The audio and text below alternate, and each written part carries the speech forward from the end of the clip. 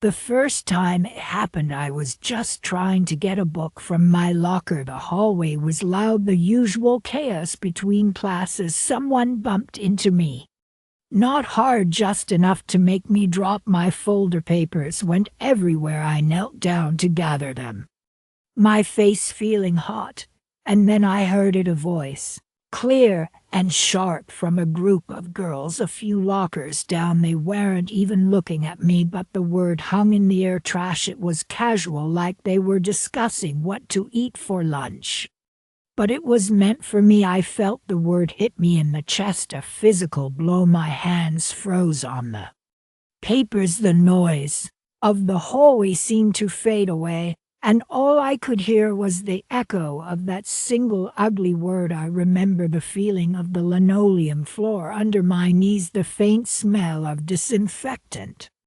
I quickly scooped up the rest of my things, my head down, and hurried to class. My heart was beating so fast. That was the moment the world changed. School wasn't just school anymore. It became a place where I had to be careful, where I had to make myself small. After that, it was like a switch had been flipped. The ordinary world I knew, the one where I was just another student, vanished. It felt like everyone saw me differently, or maybe they just saw the label that had been slapped on me. The hallway whispers, the snickers when I answered a question in class, the way a seat would mysteriously become unavailable when I tried to sit with a group. It was a constant low-grade hum of rejection. I felt invisible and hypervisible all at once. I started taking the long way to my classes to avoid certain corridors. I ate lunch in the library, hiding in the stacks with a book. Home became my only refuge,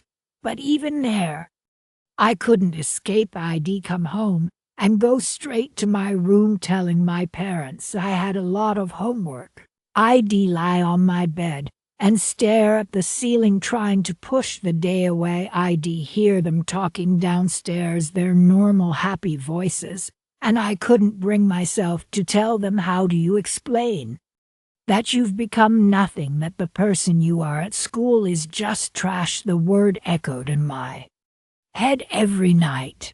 It was the first thing I thought about when I woke up. The call to adventure, I guess you could call it, wasn't a single event. It was a build-up. But one day stands out. It was in the cafeteria. I was by myself as usual at a small table in the corner. A group of them walked by, the same girls. One of them accidentally knocked my milk carton over. It spilled all over my math textbook and the homework I'd just finished. They laughed and kept walking. I just sat there, watching the white milk soak into the paper, blurring all the numbers and equations I'd worked so hard on, and I felt something break inside me. It wasn't just sadness anymore. It was a hot, sharp anger. I looked at that ruined homework, and I thought, this is it. This is what they want for me, to be nothing, for my work to be nothing. I could feel the choice right in front of me, like two paths. One path led down into the feeling of worthlessness, to just accept the label and let it define me, to give up the other path. The other path was harder. It was steep and rocky, and I couldn't see the top, but it was the only one that led away from that spilled milk and that mocking laughter. In that moment, the refusal to the call was a real, tangible thing. The temptation to just quit was so strong. But then I looked at my textbook ruined, and I thought, no, this is just a thing. I can get another one. They can't ruin me. The decision was quiet. There was no dramatic scene. I just stood up, threw the soggy paper away, wiped off my book, and went to the library to see if I could borrow another homework sheet. But something had shifted. The anger didn't go away, but it cooled. It solidified into a cold, hard resolution. They called me trash. Fine, let them. I would use that. I would take their insult and I would turn it into my fuel every time I heard that word in my head. I would open a book, every snicker would translate into another solved equation. This wouldn't break me, it would forge me. I made a promise to myself right then I would work so hard that my name would be unavoidable. I would become the best, not for them, but to prove to myself that their word meant nothing, that I was so much more. And so the road of trials began, the silent grind. It started that same night while my friends were probably online or watching movies. I was at my desk. The light from my lamp was a small pool of yellow in the dark room. I organized my notes with a precision I never had before. I made a study schedule that mapped out every hour of my week. I said no to things, birthday parties, movie nights, just hanging out. At first people asked, then they stopped. I became a ghost in my own social life, but I didn't care because I had a goal. The late nights bled into each other. I'd wake up with my face on a textbook, the imprint of the pages on my cheek. I'd drink so much coffee my hands would shake. There were times I'd hit a wall. I'd stare at a calculus problem until the numbers swam, and I'd want to scream. I'd think about giving up, about how easy it would be to just be normal. But then I'd remember the feeling of that milk soaking into my homework, and I'd go back to it. Small victories kept me going. They were quiet, personal things. The first was a physics test. It was a subject I'd always struggled with. I studied for it like my life depended on it. When the teacher handed back the papers, he paused at my desk. He looked at me a little surprised and said, "Top of the class, well done." It was a small piece of paper with a red on it, but it felt like a medal. I won the science fair with a project on renewable energy. I remember standing by my display board watching the judges nod. I didn't care about the trophy. I cared about the look on their faces. It was respect. The bullies were still there. I'd still hear the words sometimes muttered under someone's breath, but it started to sound different. It lost its power to wound. Instead it became a reminder, a poke to keep me going. Their laughter wasn't a source of pain anymore. It was the sound of people who were being left behind. I was building something they couldn't touch. The final year was the hardest. College applications, AP exams. The pressure was immense. I felt like I was carrying a mountain on my back, but I was also stronger. The quiet confidence I'd built was a solid thing inside me. I could walk through the halls and not flinch. I could hold my head up. The isolation wasn't painful anymore. It was a choice. I was in my own world, focused on the finish line. I knew what was coming. I'd done the math. I knew my GPA was the highest. But knowing and hearing it are two different things. Graduation day was bright and sunny. The stadium was packed. I sat in my cap and gown, the tassel itching my cheek. It all felt surreal. The speeches, the music, it was all a blur. Then came the moment for the principal to announce the valedictorian. He was up at the podium talking about academic excellence and dedication. My hands were clenched in my lap, slick with sweat. I could feel my heart thumping against my ribs. I wasn't even listening to his words until he said my name. The sound of it crackled over the loudspeaker. For a second there was silence. Pure stunned silence. And then the applause started. It wasn't the loudest applause, but it was real. I stood up. My legs felt like jelly. I walked to the steps of the stage. As I climbed, I looked out at the sea of faces. I saw them, the ones who had called me trash. They weren't laughing. They weren't smirking. They were just staring. Some looked shocked, some looked away, unable to meet my eyes in that moment. I didn't feel triumph, I didn't feel revenge, I felt calm, a deep, profound calm. I reached the podium, the microphone was waiting, I adjusted my speech on the lectern, my hands steady now. I looked out at my classmates, at the teachers, at my family in the crowd. I took a deep breath. My voice was clear and strong. I didn't talk about being bullied. I didn't mention any names. I talked about struggle. I talked about how the challenges we face don't define us. It's how we respond to them that shapes who we are. I talked about resilience being a quiet kind of strength built in the lonely hours of the night. I talked about gratitude. I said I was grateful for every obstacle because each one taught me something about my own capacity to endure. I thanked the teachers who believed in me. I thanked my parents for their unwavering support, and as I spoke I looked right at the people who had tried to break me, and I felt nothing for them but pity because they were still there in the same place, and I had moved on. I had climbed the mountain. My speech wasn't a victory lap, it was a thank you note to the struggle itself. It was an acknowledgement that the journey, as painful as it was the real prize. When I finished, the applause was different. It was warmer, fuller. I walked back to my seat, and for the first time in 4 years I felt truly, completely free. The label was gone.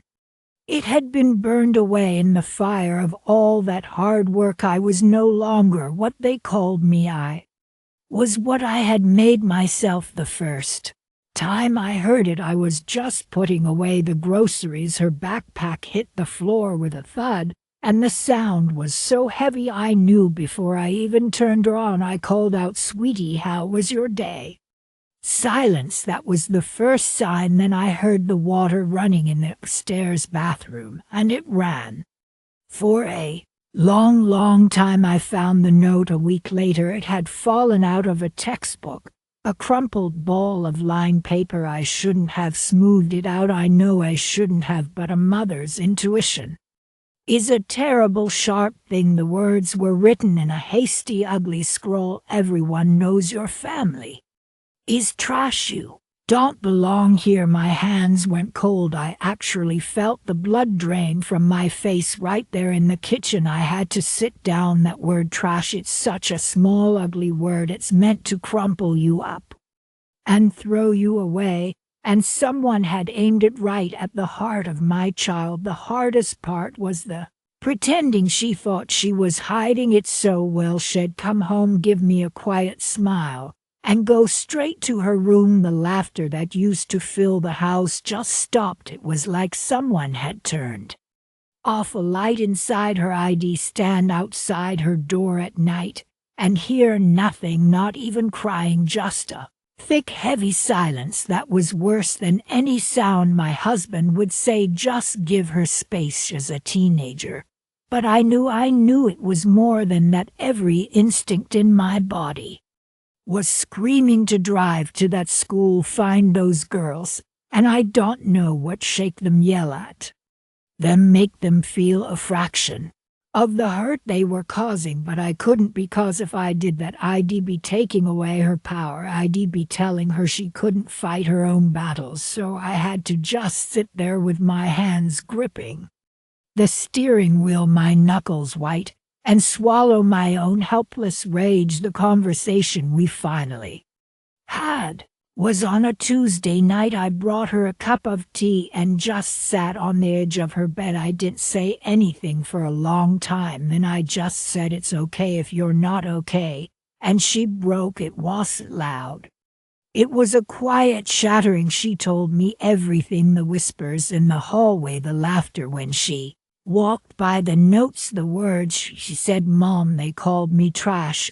And hearing her say it out loud, her voice so small, it was like a physical blow. I held her, and I rocked her, and I told her over and over that she was brilliant and kind and strong, and that those words were meaningless. But I felt so Powerless, how do you protect your child from something you can't see, from a poison that seeps into them all day long? All I could do was be the shore she could crash against that night.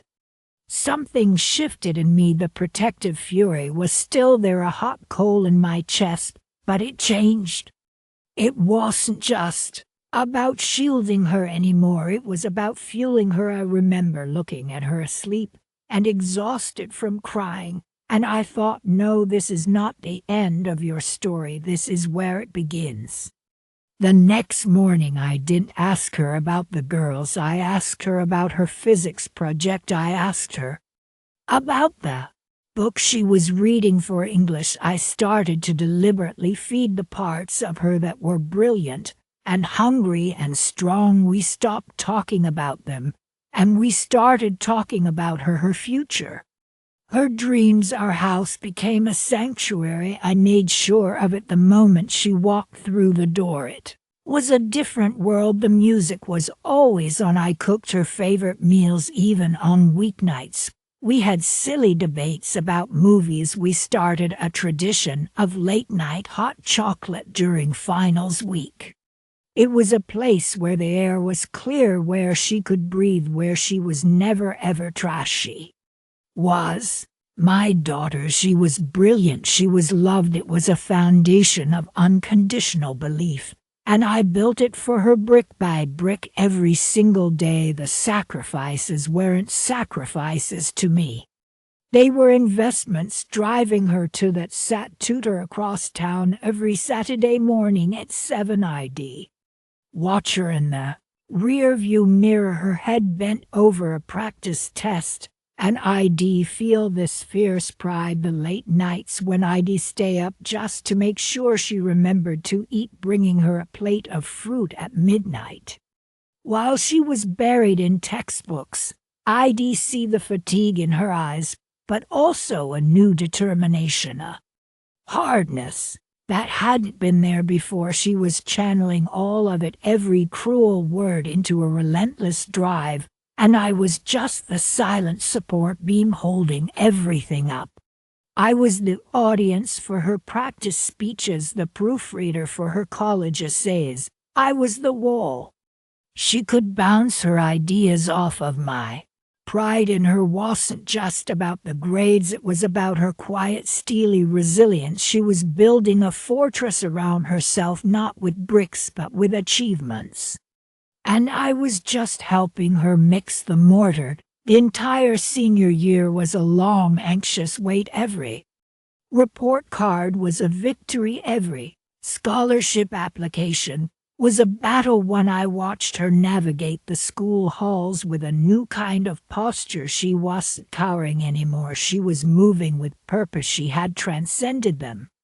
They were still there, still whispering, I'm sure, but she had stopped hearing them. She was on a different plane, entirely focused on a horizon they couldn't even see. I felt a strange mix of anger and pity for them now. Their world was so small, confined to their petty cruelties.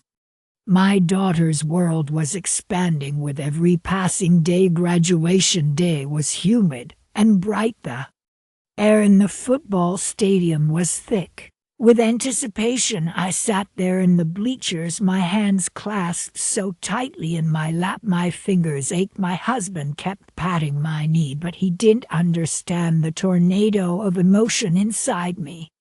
This was it. This was the moment of vindication, not just for her, but for every tear shed, every silent car ride home. Every time I had to bite my tongue until it bled. I scanned the crowd of students in their blue caps and gowns, and I saw them, the girls. They were sitting together laughing about something, completely oblivious. They had no idea what was coming, and in that moment the last bit of my anger melted away, replaced by this profound, almost sorrowful pity. They were about to witness the culmination of a journey they had tried so hard to sabotage, and they didn't even know it.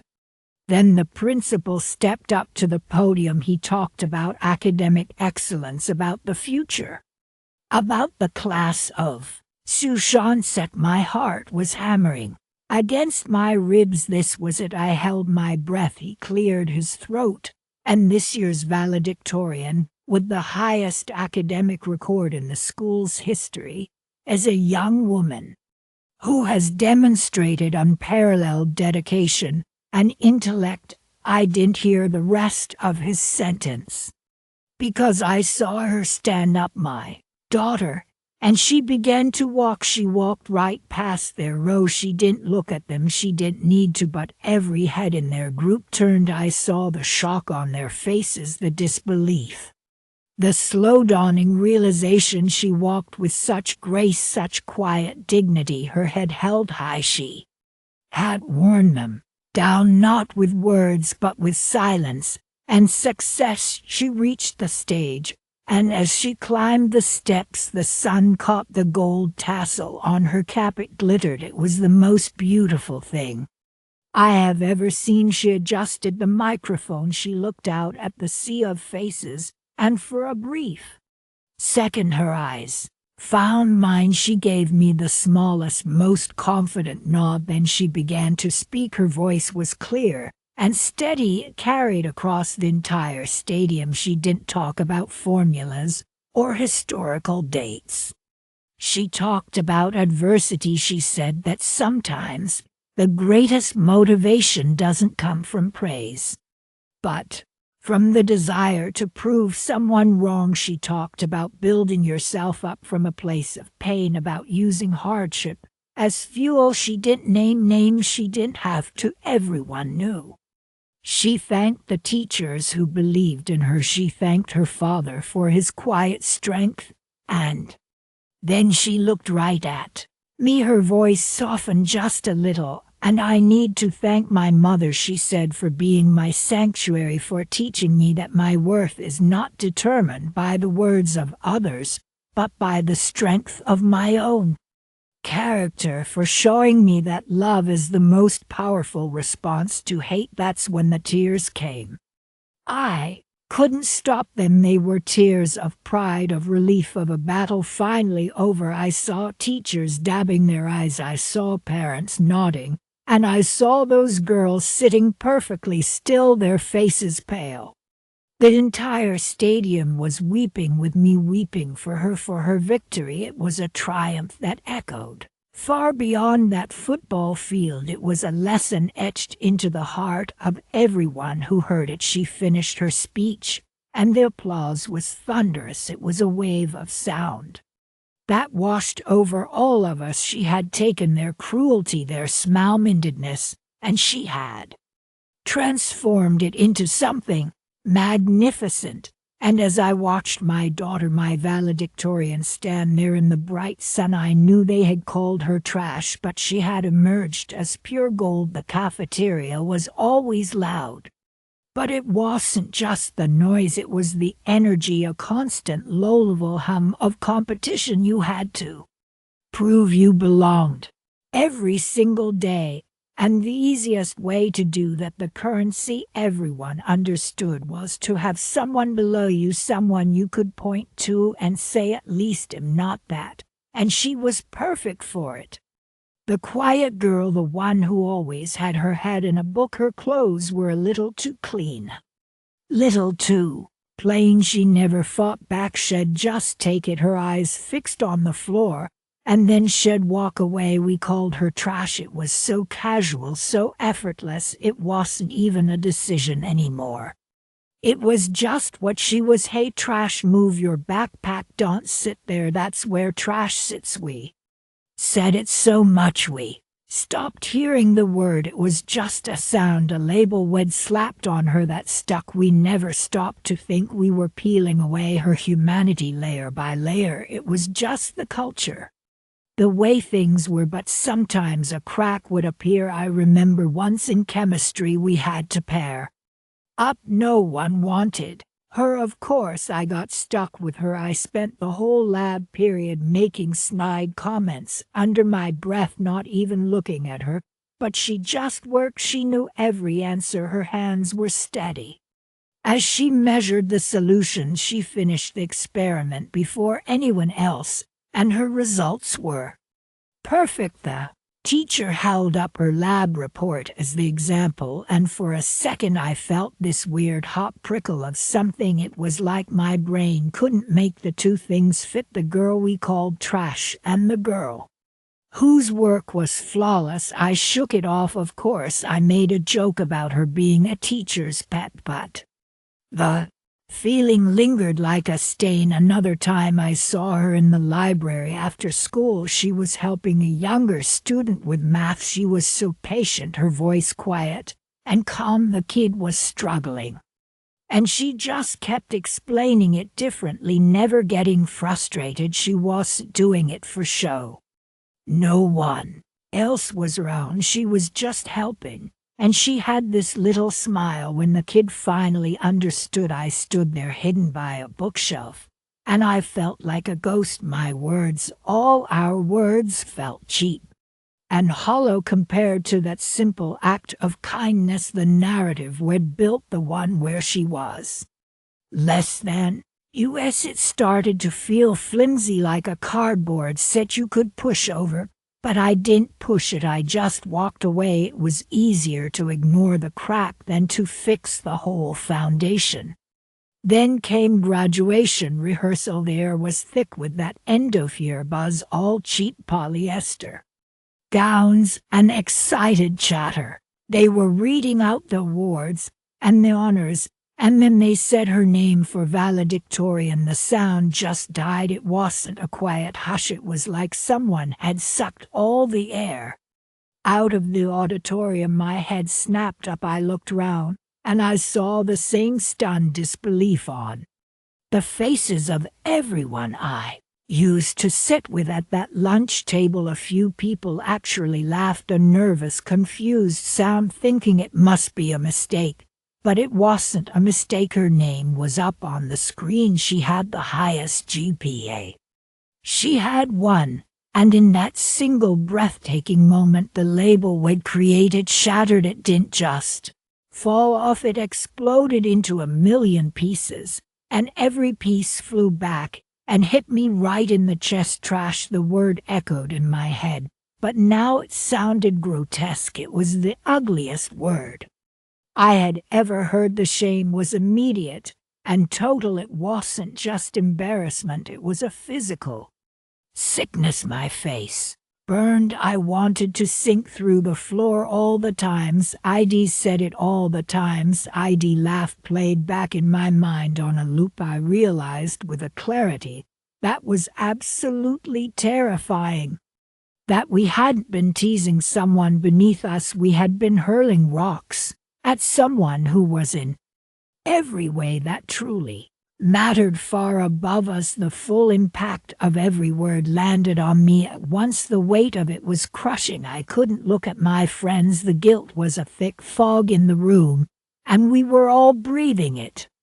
In graduation day itself was beautiful, sunny and warm, but I felt cold sitting there in my cap and gown. I was acutely aware of every fidget, every breath. I kept my eyes glued to the stage, waiting. When she walked up to the podium, she didn't look triumphant. She didn't look angry. She just looked calm, strong. She adjusted the microphone, took a breath, and looked out at all of us. I braced for it, I think. We all did. I expected a speech laced with thinly veiled references, a moment of quiet vengeance. She had every right to it, but she didn't. Her speech was about gratitude. She thanked her teachers, her family, her friends. She talked about resilience. She talked about the importance of kindness and how strength isn't about being loud, but about being true to yourself. She never mentioned a single name. She never pointed a finger. There was no malice in her voice, only a profound and quiet strength.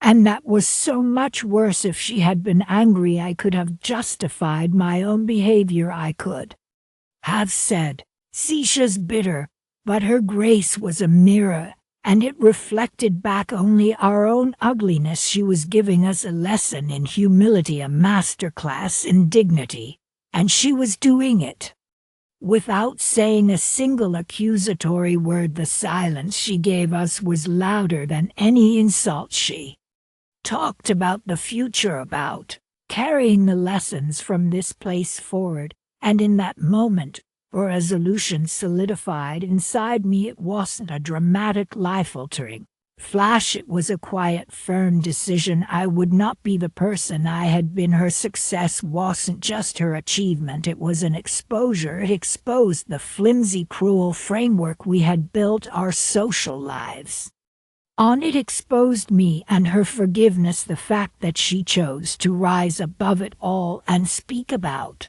hope was the most redemptive thing I could have ever received. It wasn't an absolution, it was a challenge to be better, to be braver, to see people for who they are, not for the labels you force upon them. She was the one we tried to break, and instead, she became the one who built something new, not just for herself, but for anyone willing to learn. The lesson I finally understood, that the real trash wasn't her, it was the words we had thrown, and the cowardice that let us throw them.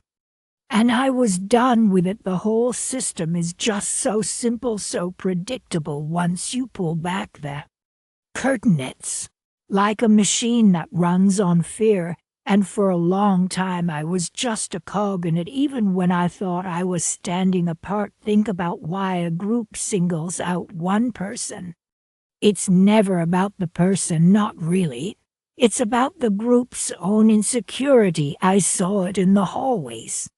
The loudest ones, the ones who called my daughter those names, they were clinging to their little kingdom of the cafeteria table. By pointing at her, by labeling her as trash, they were creating a shared enemy. That enemy is the glue. It's so much easier to bond over who you're against than to figure out who you are for. It creates a clear power dynamic. We are up here, you are down there. And as long as everyone agrees, the hierarchy feels solid, safe. And then there's the label itself. A label like that, it's not just a word, it's a story. And when a story is told about you often enough, loudly enough, it starts to echo in your own head. You start to see yourself through their eyes. That's the self-fulfilling prophecy. A kid who is told they're worthless might stop trying. Why bother with homework if you're just trash? Why try out for the team? The label becomes a cage, and the person inside it starts to shrink to fit the bars. But, and this is the critical part, that's not the only outcome. Sometimes the label becomes a challenge. The sheer injustice of it, the inaccuracy, it creates a pressure, and that pressure can turn into a diamond. It can become a catalyst for rebellion, a fierce, quiet determination to prove the story wrong. But the machine doesn't run without fuel. And the fuel is silence. The bystanders, all those other kids who saw it happen, who maybe even felt bad, but who looked down at their lunches or scrolled faster on their phones. Their silence was a vote. It was a vote for the status quo.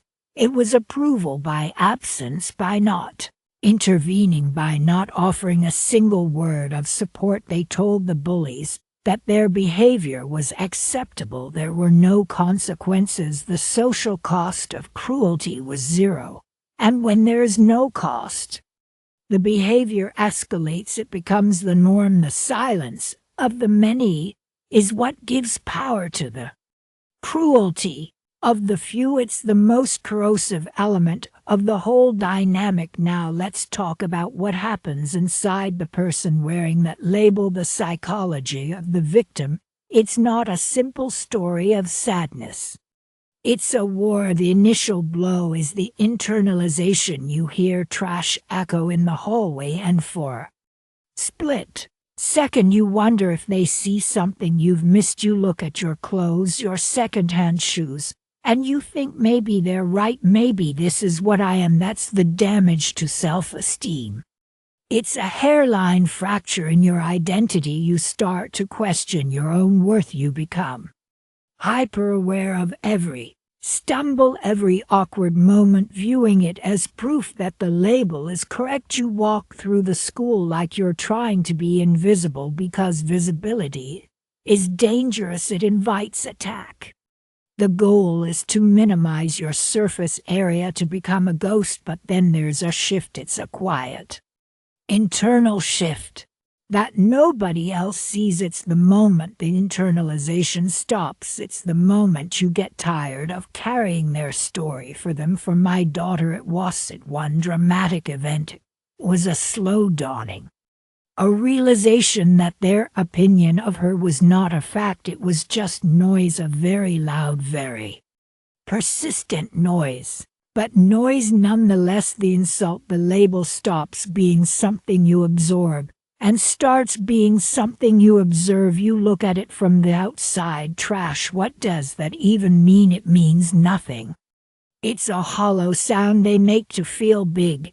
And that's when it transforms from a weight into a fuel. The anger stops turning inward and starts projecting outward toward a goal. The motivation becomes pure defiance. You think him trash, he'll show you what trash can do. This shift is nearly impossible without support. The internal grit is essential. Yes, that fire has to be in you, but it needs oxygen.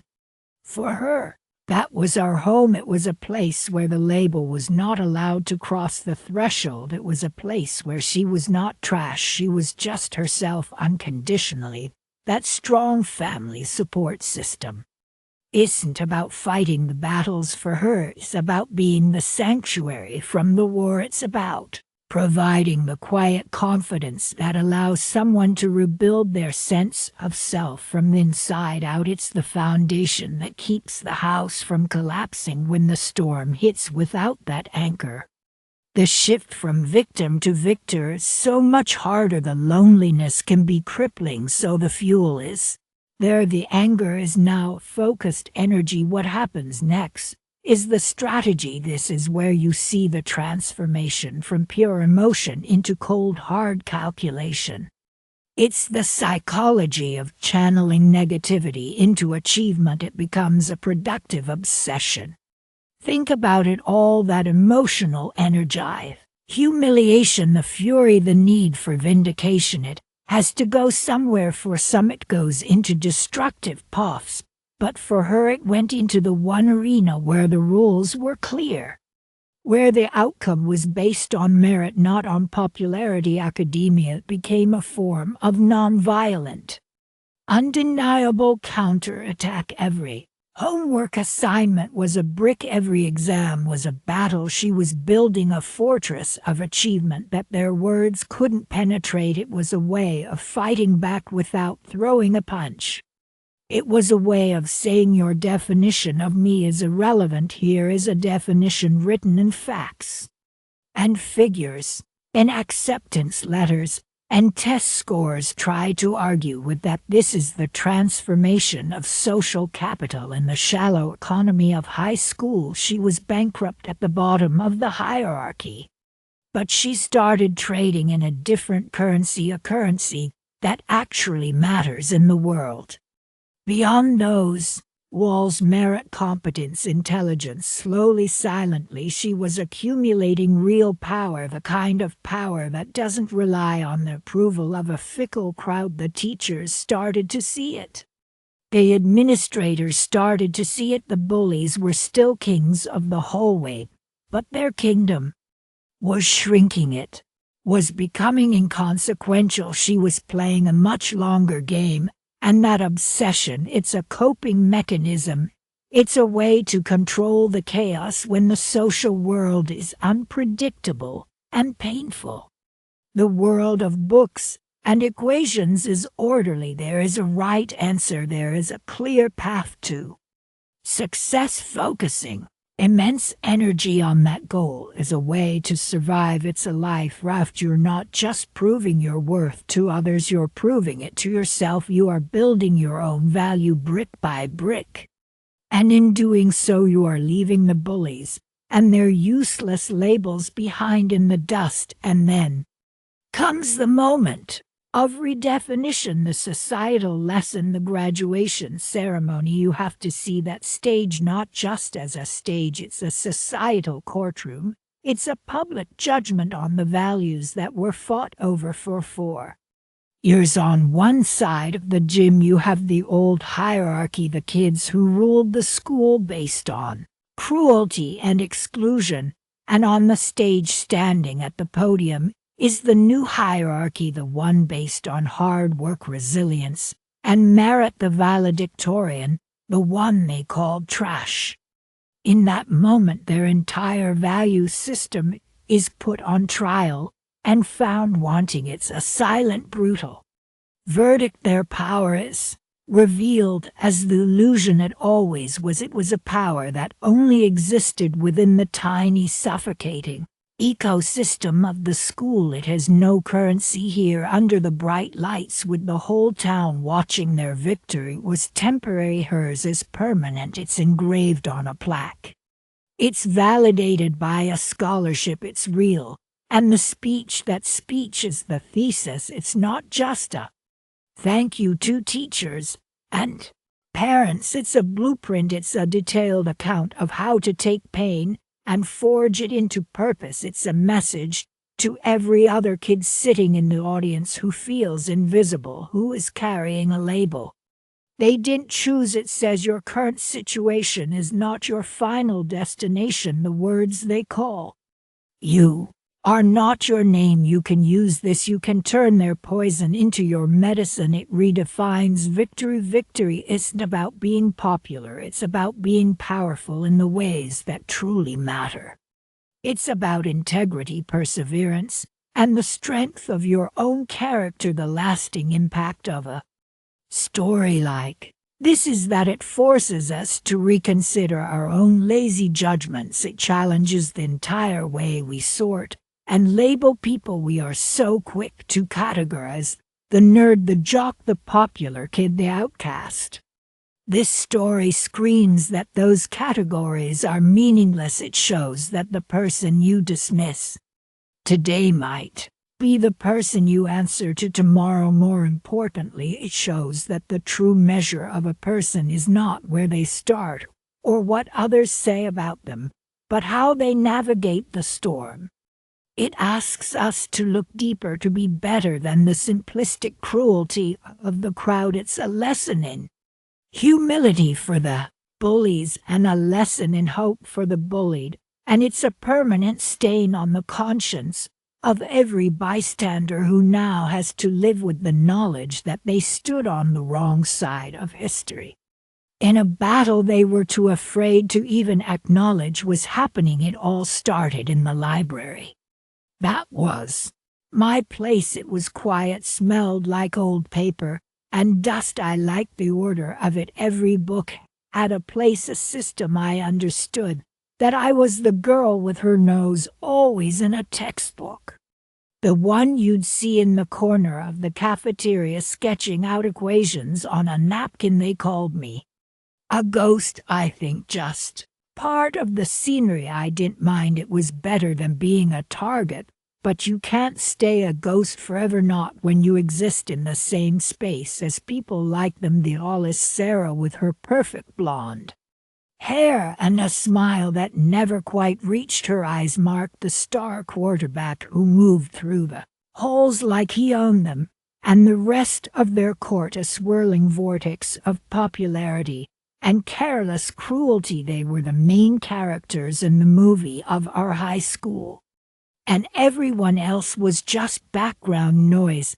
I was in the art room after school working on a portfolio piece. It was a detailed pen and ink drawing of the old oak tree on the school grounds. I was focused, my hands steady, completely absorbed in the lines and the shadows. I didn't hear them coming. It was their laughter that broke my concentration. Loud, sharp, meant to be heard. Sarah picked up a sketchbook from a nearby table. It wasn't even mine, but she didn't care. She flipped through it, her lip curled. "Look at this," she said, holding it up for the others.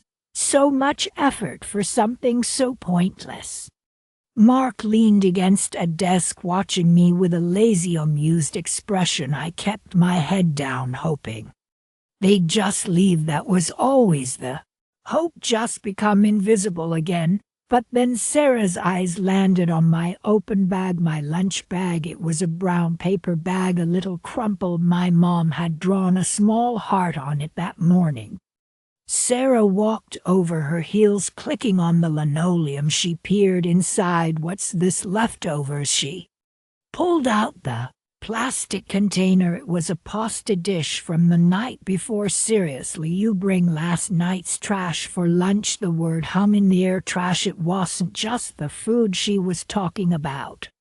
It was me, my clothes, my quietness, my life. Mark chuckled. "Maybe it's a family tradition, you know. Eating garbage." Sarah dropped the container back into my bag. It wasn't a violent gesture, just a dismissive one. That was worse. It was like she was handling something contaminated. She wiped her fingers on her jeans. "Come on," she said to the group. "This place smells like failure." And they left, their laughter echoing down the hallway. I sat there for a long time. After they were gone, the room was silent again. But the quiet was different now. It was heavy. I looked at my drawing of the oak tree. It was strong, deeply rooted, unshaken by the wind, and I looked at my hands, still smudged with ink. They were trembling, but it wasn't from fear. It was a different kind of energy, a cold, focused kind of energy. That word, trash, it wasn't an insult anymore. It was a spark. That night I made a decision. Revenge wasn't about screaming back. It wasn't about spreading rumors or trying to fight them on their own turf. That's what they expected. That's what they understood. Their world was all about surface-level drama, about who said what, who wore what. My world was different. My world was built on systems, on logic, on a quiet, undeniable accumulation of fact. I looked at the valedictorian plaque on my wall, the one with my sister's name on it from 3 years earlier. That was it. That was the weapon. I would take their game, the one they thought they had already won, and I would beat them at it so completely, so flawlessly, that their victory would feel hollow. I would make my silence louder than all their noise. The training montage, as I thought of it, began. It wasn't glamorous, it was methodical. While they were at parties, the bass of the music thumping through the neighborhood, my light was on. I was at my desk, surrounded by textbooks and note cards. I created a color-coded system for every subject. Biology was green, calculus was blue, history was a deep bloody red. I didn't just memorize facts, I built architectures of understanding. I could see the connections between the Treaty of Versailles and the economic policies of the 1920s. I could trace a mathematical formula from its abstract origin to its practical application in physics. I saw them in the halls. Of course, their world continued to spin. Sarah got crowned homecoming queen. Mark led the team to the state championships. They'd sometimes pass me and mutter something, a recycled joke, about my clothes or my quietness, but it was different now. Their words didn't stick, they just slid off. I'd look at them, and instead of seeing powerful, terrifying figures, I'd see variables in an equation. I'd see the ticking clock counting down to graduation day. Their taunts were just background static, the white noise of a world I was about to leave behind. My face in the reflection of my computer screen showed no emotion. It was a mask of pure focus. This was a silent mission, and I was its sole operative. The tension started to build in the spring.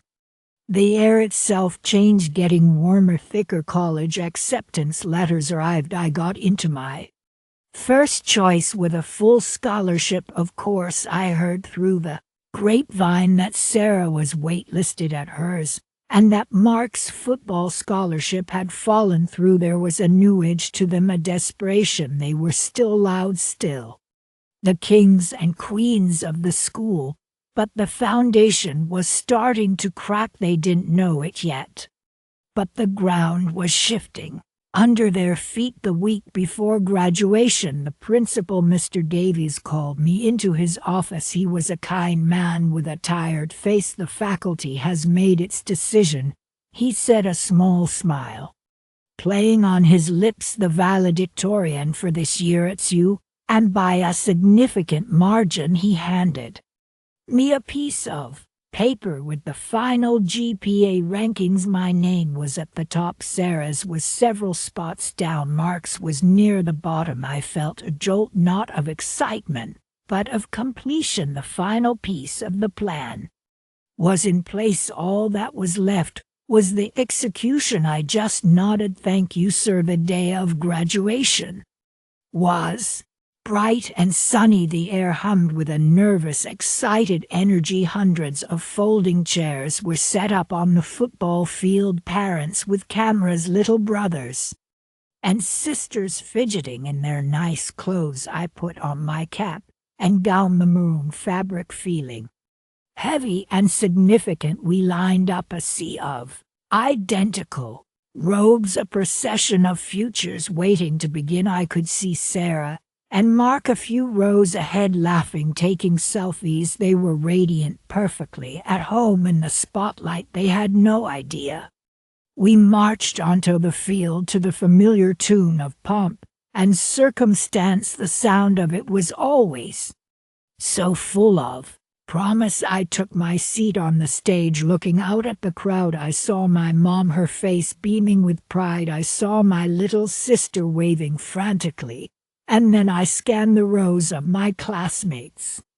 I found Sarah. She was still smiling, but it was tighter now. She kept glancing at the podium. She knew the announcement was coming. The power in her world was the power of social recognition. This was the ultimate recognition. Mr. Davies approached the microphone. "And now for the highest academic honor we can bestow," he began. The crowd quieted. "This year's valedictorian, graduating with a perfect 40 grade point average and a record of exceptional academic achievement, is a student who has demonstrated quiet dedication and immense intellectual curiosity." He paused, and in that pause you could feel the anticipation. Sarah sat up a little straighter. Mark nudged her. They were both sure it was her. It had to be her.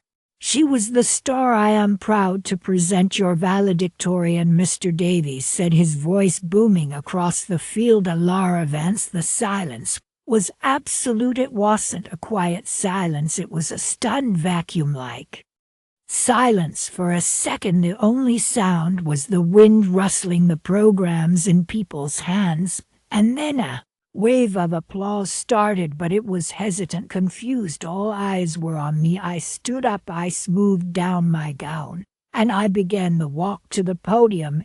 It was the longest walk of my life.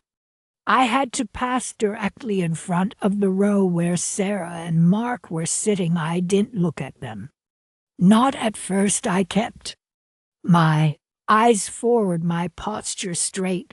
But as I drew level with them, I turned my head just slightly. I met Sarah's gaze. Her face was a perfect mask of shock. The smile was gone, replaced by a pale, wide-eyed disbelief. Her mouth was slightly open. Mark was just staring, his brow furrowed, like he was trying to solve a problem that made no sense. I held her gaze for just a second. There was no smirk on my face, no triumph, just a calm, steady acknowledgement. I saw the moment the word echoed in her mind, trash, and I saw the shame flood her features. Then I turned away and continued to the stage. I reached the podium. The wooden surface felt solid under my hands. I adjusted the microphone. I looked out at the sea of faces, at my classmates, my teachers, my family. I took a deep breath. The speech I had written was in front of me, but I didn't need to look at it. I knew every word. Principal Davies, faculty, families, friends, and fellow graduates. I began, my voice clear and steady, carrying easily over the loudspeakers. We are told that high school is a preparation for life. We learn formulas, we memorize dates, we analyze literature, but the most important lessons are often the ones not found in any curriculum. I spoke about resilience. I spoke about the strength found in quiet dedication. I talked about the power of building something solid within yourself, something that no outside force can easily break. We learn that labels are just words. I said, my tone even and thoughtful. They are attempts to simplify complex people. But we are not simple. Each of us here is a story still being written, full of chapters others may never see. I never raised my voice. I never pointed a finger. I didn't mention names. I didn't have to. The entire school knew what had happened in the art room. The story had spread as those stories do. And as I spoke about dignity and about the profound lasting satisfaction of building a future with your own mind and your own hands, every word was a needle, precise surgical needle stitching shut the narrative they had tried to create for me. So, as we move forward, I concluded, remember that the easiest sound to make is noise, but the most powerful sound is achievement. It's the quiet turning of a page, the focused solution to a difficult problem, the steady, determined work that happens while the world is looking the other way. That is the sound of a future being built. Congratulations to the class of 2020. For may we all build futures that are truly our own. I stepped back from the podium. The applause this time was thunderous. It was real. It was a wave of respect that washed over the stage.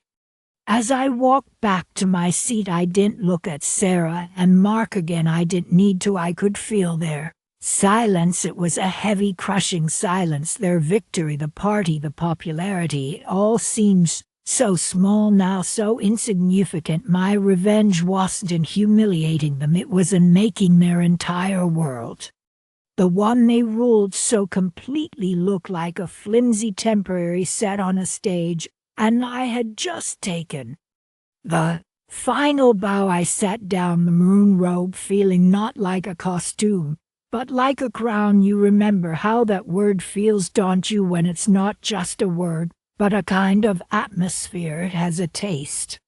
It tastes like metal, like the air after a storm, but it's a storm that's just for you. Trash. It didn't just hit my ears, it landed in the pit of my stomach, a solid cold weight. I could feel it spreading, this cold ink staining everything it touched. My face went hot, a burning flush, and I knew my cheeks were turning red, but my hands were icy. They said it with a laugh. You know, that's the worst part. It was casual, an afterthought, like they were just stating a fact about the weather. And you have to stand there, you have to make your face go blank, you have to pull the corners of your mouth up into this little smile, this pathetic little nod, like you're in on the joke. But inside, the cold weight is getting heavier. It's asking a question, and the question is the most dangerous one. Are they right? I'd go home and close the door to my room, and the silence would be so loud I'd sit on the floor, my back against the bed, and just feel the emptiness. The fake smile would finally crack, and my face would feel stiff like plaster. And the tears weren't the dramatic heaving kind, they were quiet, they'd just leak out hot and shameful, and I'd wipe them away with the back of my hand, angry at myself for letting them win. Even in private, I'd look at myself in the mirror on my closet door. I'd look at my clothes, my hair, my face, and I'd try to see what they saw. I'd search for the trash. Is it in the way this shirt isn't the right brand? Is it in the way I laugh? Is it just in me, a fundamental flaw, something I was born with, something that marked me? Those nights were the longest. The darkness felt safer than the light, because the light was where people could see you and judge you. But then there was this one night, I remember it so clearly. It was raining. I could hear the steady drip of water from the gutter outside my window. I was just lying in bed staring at the ceiling, and the cold weight in my stomach was just there, permanent, resident, and I was so tired. I was tired of the weight. I was tired of the calculating, of constantly trying to make myself smaller, less noticeable, less me, and a thought just arrived. It didn't feel like my thought at first. It was too clear to calm. The thought was, their word is not my truth. Their word is just a sound. It's noise, and the ignorance behind that noise, that's the real trash. It's not me. It's the limited little world they live in, a world so small they have to push people out to feel big. And in that moment something shifted. It was like a key turning in a lock I didn't even know was there. The cold weight didn't disappear, but it changed. It solidified. It became a foundation. That insult, that word they threw away so carelessly, became the one thing I would never be. I made a decision right there in the dark. I wasn't going to fight them. I wasn't going to try to convince them. I was going to build something so solid, so unshakable, that their words would just bounce off. It would be a quiet project, my project. I would take their trash, and I would build my own castle with it. It was a fierce, quiet kind of anger, but it wasn't destructive. It was the most constructive feeling I've ever had. It was a vow to myself. And then the grind started, the real work. It's not glamorous. People think it's about being smart, but it's not. It's about being stubborn. It's about silence. While everyone else was hanging out at the diner after school, I was in the library. I'd find a Carol in the very back corner where the light was a little dim, and I'd spread my books out. I could hear the distant shouts from the football field, the chatter from the hallway as clubs let out. It was a whole world of connection happening without me, and there were moments, I won't lie, when the loneliness was a physical ache. It felt like I was on the wrong side of a glass wall watching life happen. I'd see groups of girls laughing, and a part of me would yearn for that ease, that simple belonging. But I had my fuel. It sounds strange, but I learned to use the memory of that word when my eyes were tired from reading, when I wanted nothing more than to just close the textbook and go to sleep. I'd close my eyes for a second, and I'd let the word come back, trash. I'd let myself feel the cold weight again, just for a heartbeat. And then I'd open my eyes, and I'd refocus on the page. It wasn't about hurting myself. It was the opposite. It was like poking a bruise to remind yourself why you're being careful. That memory became my battery. It transformed the loneliness from emptiness into a space, a quiet, purposeful space where I could think. And with every chapter one mastered, every equation I solved, I could feel something growing inside me. It wasn't loud confidence. It was quieter than that. It was a deep, settling knowledge I was building my own worth brick by brick, and no one could take it away because they didn't even know it was happening. It was my secret power. The day of graduation was surreal. It was all bright sunlight and fluttering robes. Everyone was buzzing, hugging, taking pictures. I felt calm, a strange, deep calm. I lined up with everyone else, the rustle of the nylon robes loud in my ears when we walked into the auditorium. The sound was a wave of applause and chatter. I found my seat and just breathed, and they started calling the names, the usual suspects, the student body president, the star athletes. I could see them in the crowd, the ones who had their own little world. And then I heard my name, not just my name, but the title attached to it, Valedictorian. Walking to the podium felt like moving through a dream. The stage lights were hot and bright, And for a second I was blinded, but as my eyes adjusted I looked out. I scanned the crowd not as a blur but as individual faces, and I found them. I saw the ones who had laughed, and I saw the change. It wasn't anger or resentment on their faces, it was confusion. A kind of slow dawning recalculation. They were looking at me up on this stage, and they were trying to fit this new image over the old one. The label they had tried to stick on me no longer fit. It was falling off. I adjusted the microphone. I'd practiced my speech 100 times, but the words felt different now. They felt true. I started talking about the journey. I didn't name names. I didn't talk about specific hurts. I talked about the power of quiet determination. I talked about how the labels people try to give you are only as powerful as you allow them to be. I talked about building your own validation from the inside out. As I spoke, I felt the last of that cold weight dissolve. It just evaporated in the heat of the lights. The words weren't for them anymore, they were for me. They were my final act of reclaiming the story. When I said my last thank you and looked up, I didn't look for their faces again. It didn't matter. The moment of silence before the applause started was the most complete silence I've ever heard, and in that silence, I was finally completely free. The night she came home and told us what they were calling her, the air just went out of the room. It wasn't just anger we felt, though that was there a hot, sharp thing in my chest. It was a deep, chilling fear that this would break her, that the light we saw in her, this brilliant, curious spark, would be smothered by their cruelty. My first instinct was to go to the school, to call every parent, to scream from the rooftops that she was the furthest thing from what they said. But my wife, she was calmer. She said, that's just putting out a fire with gasoline. It won't help her. She needs a fortress here with us.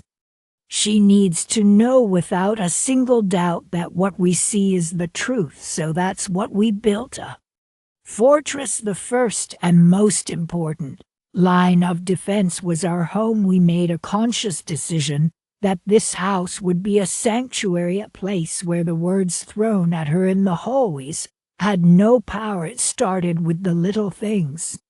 We stopped asking how was school in that general way, because the answer was always fine, and we knew it wasn't. Instead, we asked specific things. What was the most interesting thing you learned in history today? Or did you get a chance to talk to your chemistry teacher about that project idea? We shifted the focus away from the social battlefield and onto the things that genuinely lit her up. The most crucial part was listening, not just hearing her words, but listening to the spaces between them. When she'd finally talk about it, her voice quiet and flat, we had to fight every impulse to interrupt, to tell her she was wrong, to dismiss the kids who said those things. We just let her speak. We'd sit at the kitchen table and we'd say, that sounds incredibly hurtful. It must feel so isolating. We validated her feelings. We didn't say, don't feel that way. We said, your feelings are completely valid. Anyone would be crushed by that. We wanted her to know that her emotional reality was the most important thing in this house. We reinforced her core identity constantly. We didn't just say, you're smart. We'd say, I was so impressed with how you figured out that problem with the car engine, or the way you analyzed those books is so insightful. We attached our praise to specific real examples of her character and her intellect. We were building a foundation of self-worth that was made of steel, something no external insult could ever truly shake. But a family can only do so much. The battlefield was school, and we needed allies there. We were incredibly fortunate. Her English teacher, Mrs. Albright, saw it. She saw the slump in our daughter's posture, the way she stopped raising her hand. Mrs. Albright didn't make a big show of it. She didn't pull her aside in front of everyone. She simply slipped a book onto her desk. After class one day, it was a collection of essays by writers who had overcome adversity. On a sticky note, she had written, "I see a voice in your writing that is too powerful to be silenced. I think you'll appreciate this." That small act, that recognition from a neutral, respected adult outside of our family, was a lifeline. It was a message that said the world is bigger than these hallways. Your potential is recognized here. Mrs. Albright became a strategic ally. She started giving our daughter extra challenges. She recommended her for an advanced writing seminar. She asked her to tutor a younger student who was struggling. These weren't pity projects, they were genuine opportunities that communicated one thing: I believe you are capable of more. That teacher provided a platform within the school environment where our daughter was valued for her mind, not judged by a cruel label.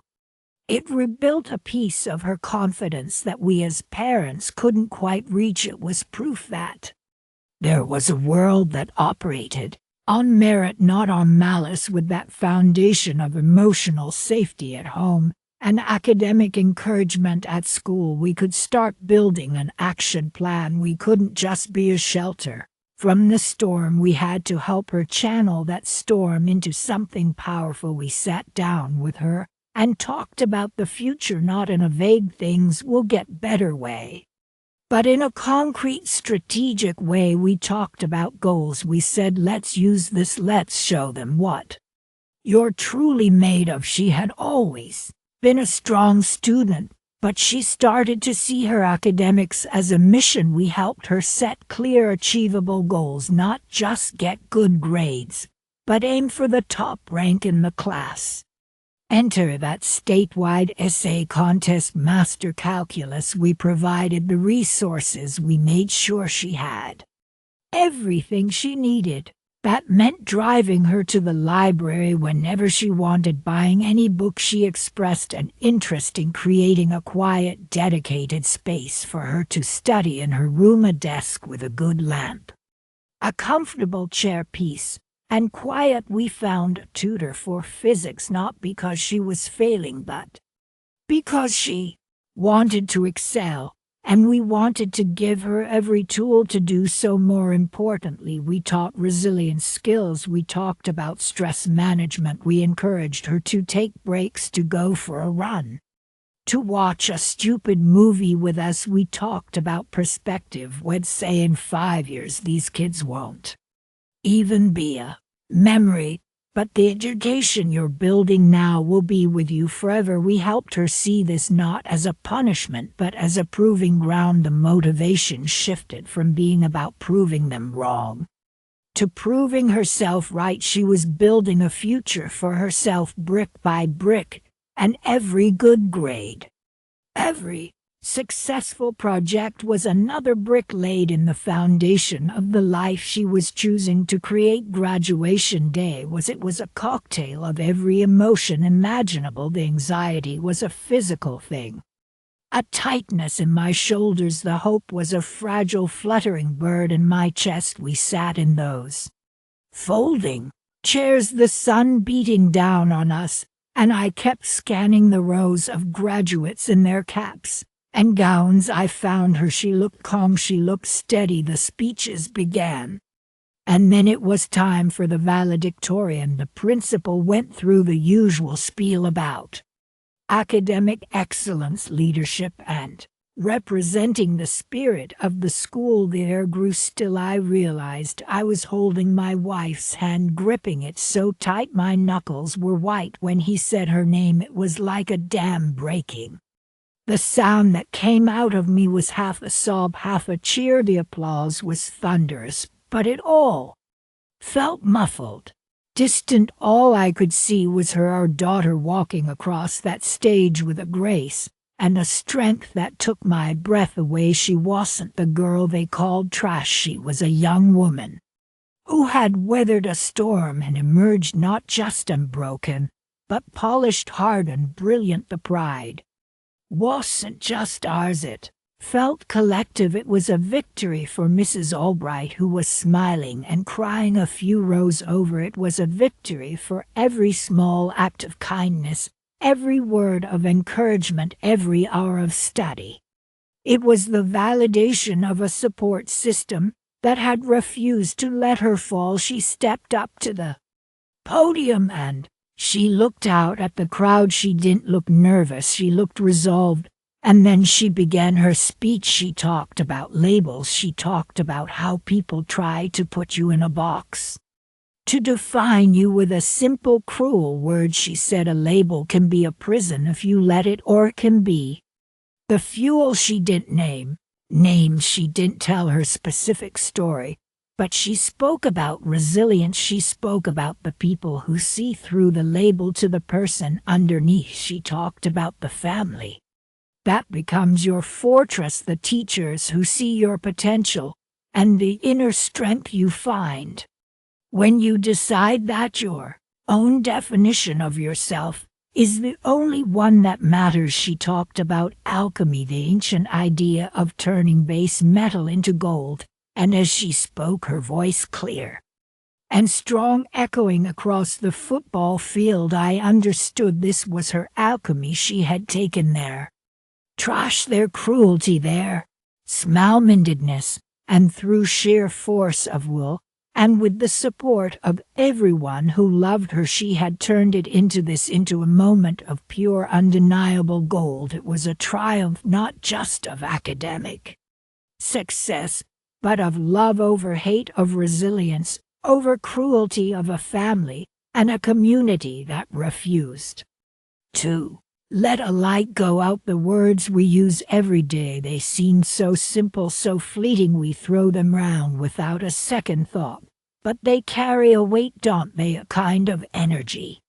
They can be the gentlest touch or the sharpest blade, and in this story, we see both edges of that sword with such painful clarity. Think about that word trash. It's a small word, just 5 letters, but when it's hurled at you, especially when you're young, it doesn't feel small, it feels like a verdict. It's not just an insult about being messy or unkempt, it's a complete dismissal of your humanity. It says you have no value, that you are disposable, that you belong in the gutter. The people who use that word, they know its power. They aren't just trying to be mean, they are trying to redefine you.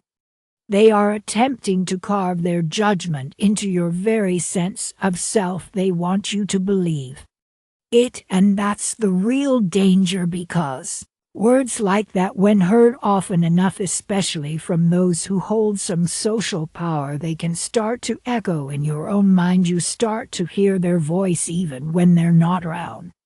You might look in the mirror and see what they've told you to see. That's the weapon it's designed to wound the soul, to shrink your world, to make you feel small and worthless.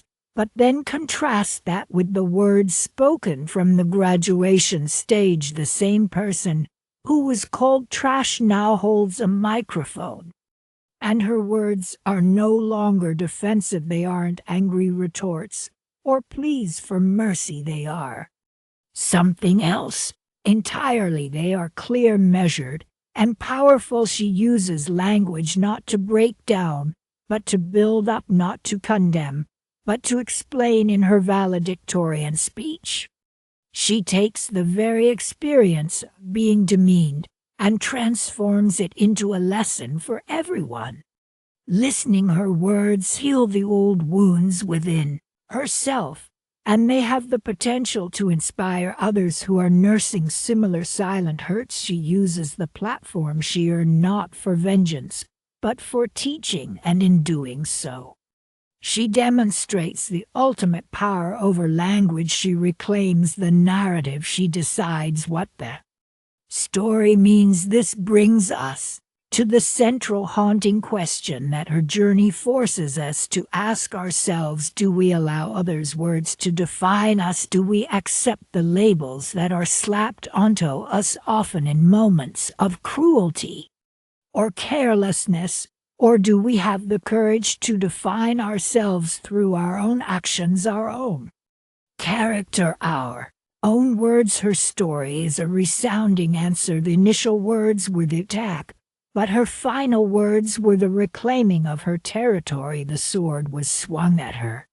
but she learned to wield one of her own, and she used it not to cut down her enemies, but to cut a new path forward. This leads us directly to the heart of the matter, the concept of worth itself. What makes a person valuable? Is it the clothes they wear, the number of friends they have, the ease with which they navigate social situations?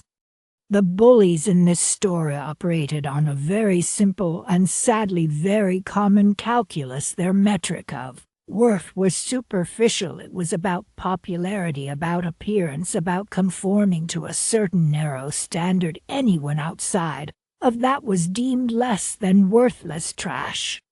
It's a lazy way to judge the world, but it's a powerful one when you're surrounded by people who agree with that system. But she challenged that, not with arguments in the moment, but with something far more substantial. She established a completely different value system, one based on merit. Her worth became demonstrable, tangible.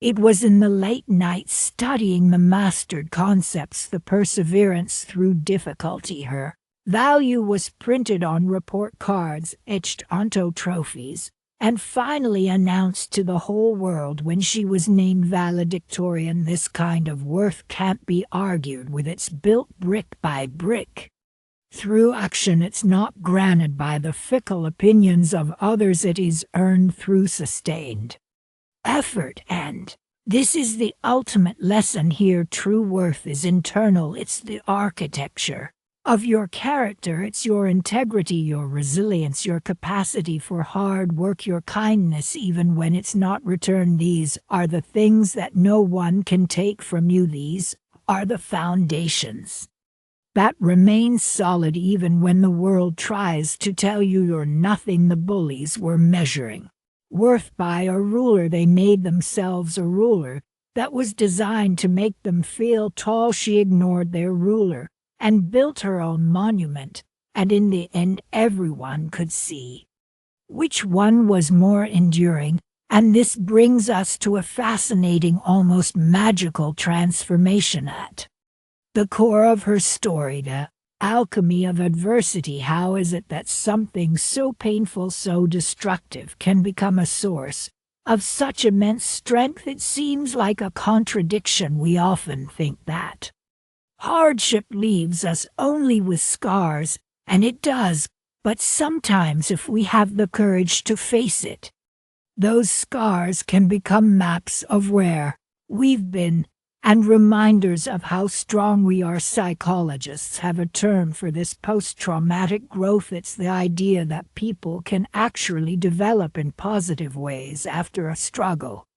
They can discover a deeper sense of personal strength, a greater appreciation for life, more meaningful relationships, and a renewed sense of purpose. The painful experience becomes a catalyst, a fire that forges a stronger metal. Look at her journey, the poison of those words, the constant dismissal, the social isolation. That could have broken her. It would have broken many. It could have led to a life defined by that pain, by bitterness, by a shrunken sense of possibility. But she did something remarkable. She took that poison and she turned it into medicine. The very experience of being told she was nothing became the fuel for her to become something. The rejection freed her. In a way, it freed her from the exhausting task of trying to fit in, of seeking the approval of people who would never grant it. She was already on the outside, so she could focus all her energy on building a world for herself on her own terms. The adversity became her teacher. It taught her resilience. It taught her that her own approval was the only one that truly mattered. It lit a fire under her that might never have burned so brightly had she been comfortably accepted. This is the real alchemy. It's not that the pain wasn't real, or that it didn't hurt. It's that she refused to let it be the end of her story. She used it as the beginning, and this forces us to reconsider the very idea of victory. What does it mean to win? Our culture often paints victory in very simplistic terms. It's about defeating an opponent. It's about revenge. It's about showing them, making them regret what they did. If this were that kind of story, her victory would have been about humiliating the bullies, making them feel small, getting the last laugh. But her triumph was different. It was deeper, more profound, and ultimately more lasting. Her victory wasn't over them. It was over the circumstances they created. It was a victory over despair, over self-doubt, over the temptation to let their definition of her become her reality. She didn't win by conquering others. She won by conquering the parts of herself that their words could have destroyed. Victory in its truest sense is about personal growth. It's about maintaining your integrity when it would be easier to compromise. It's about living well, not as a reaction to your enemies, but as an expression of your own values. Her valedictorian speech was the culmination of that victory. It wasn't a taunt. It was a testament. She stood there not as a victim getting revenge, but as a whole person sharing what she had learned. She had mastered her own narrative. She took the messy, painful chapters of her life, and she wove them into a story of meaning and purpose. She decided what the moral of the story would be. And that is the final, most important message. The greatest triumph any of us can achieve is to become the author of our own lives, to refuse to let other people write our chapters for us, to take the hurts and the setbacks and the harsh words and use them as ink, not to write a tragedy, but to write a story of resilience, of growth, of quiet, unshakable strength. Her story teaches us that our worth is not found in the reflections of other people's eyes. It is built by our own hands in the quiet moments when we choose to keep going, to keep building, to keep believing that we are more than the worst thing anyone has ever said about us. It teaches us that words can wound, but they can also heal, and that we have the final say in which ones we will give power to. And ultimately it shows us that success isn't about the applause you receive at the end, but about the person you had to become to earn it.